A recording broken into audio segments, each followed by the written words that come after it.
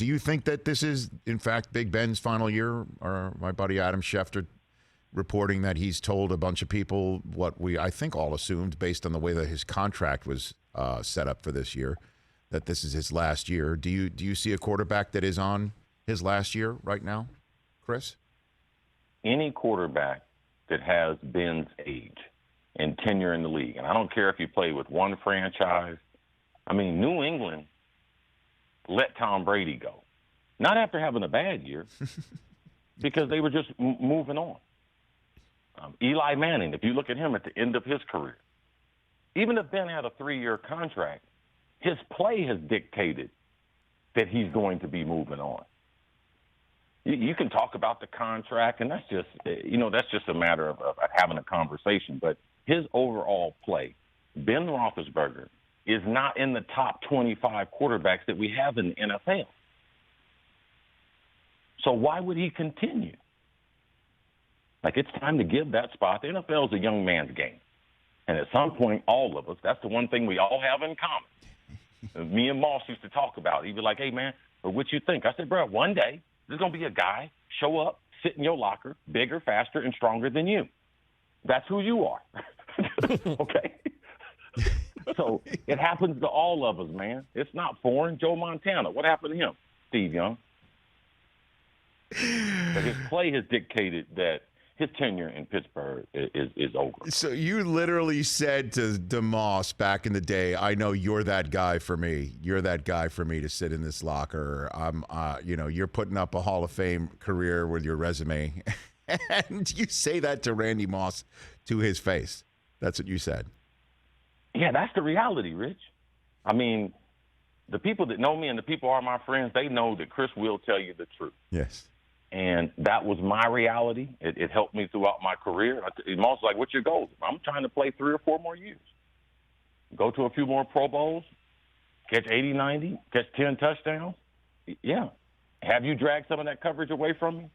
Yeah, that's what I plan on doing. But the bigger, stronger, faster is here, 1998. That's what Dennis Green, when he announced that pick, that's what that meant. Right, and then obviously Brady's in a whole different class, I would imagine, because of how well he's playing at the age that he's playing right now, and it really is his choice. That Father Time still hasn't knocked on his door, and even Tom, it's going to. And I want to read you this quote from a Sports Illustrated piece that was put out as Tom won the Sports Person of the Year award just this week. And get your 2 cents on this. Brady talking about the challenging part of playing football for him right now. If anything, he said, I think it's the emotional aspect of football for me. When we lose, it's depressing. When we win, it's a relief. It's not like the joy, the happiness. It's a relief, because when we win, sometimes just winning isn't good enough for you because you expect perfection. And when you expect perfection and it's less than perfect, you feel there's a down part to that. What do you think when you hear that from Tom Brady? Well, Rich, I've been very fortunate to be around Tom his whole career.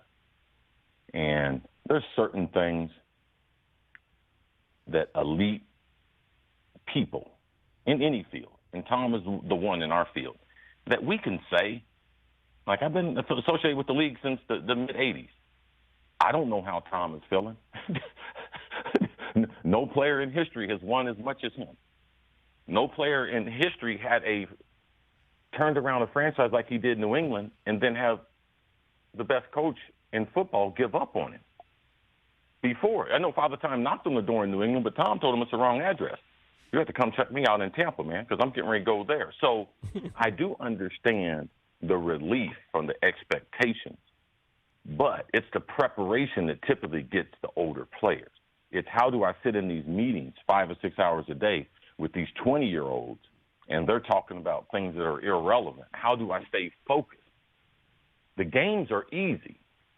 It's the other 6 days and harnessing those emotions that it takes to build a play at an elite level and do it consistently for a long time. And Tom Brady, he is the poster boy for that. Yeah, and to me, when I saw that quote, I was saying that sounds like a coach, right? Like you've been around coaches that were at the end of long runs, and Bill Parcells. That sounded like him, his Hall of Fame speech. Right, like it I heard it from Jim Mora once told me. Vermeil told me, and I hope Vermeil gets to be in that bust gallery with you this year. He deserves it. That he told me that the losses and the depression from the losses lasted way longer than any of the excitement over a win. And then you hear that the winningest guy in the history of winning, and we assume that's why he still does it, because he can win and he loves the competition and he loves being around the guys and he just loves all of it, that the wins are a relief. I thought to myself, wow, okay, maybe he really is at the end, because I believe he can play till 50 if he wants. The question is the challenge. And the challenge isn't the physical aspect. It's the mental, is what we're just hearing from that. That's what I took from it, There are challenges. The biggest challenge is mentally, but don't think that the physical part is not. Football is a physical game. Right. And if you could see, even StatBat had Tom running at the fastest speed he's ever run at in the game. Still, every play, his career is in jeopardy. So there's anxiety. Like, he's just not out there playing checkers, man. No, there's an opportunity that he can get hurt. So the physical is always there. Right. It's always there, even though they try to legislate hitting out of it. But no, every week a guy is trying to make his career by clocking Tom Brady. Knock Tom Brady out the game every week for over 20 years. That's a lot of physical pressure. Hey, you watched all the way to the end. Thanks for that. Watch more right here.